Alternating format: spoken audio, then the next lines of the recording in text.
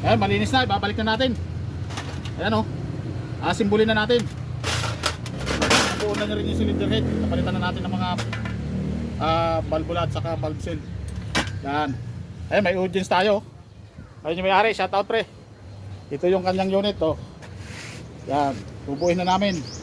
Yan. Yan, buo na.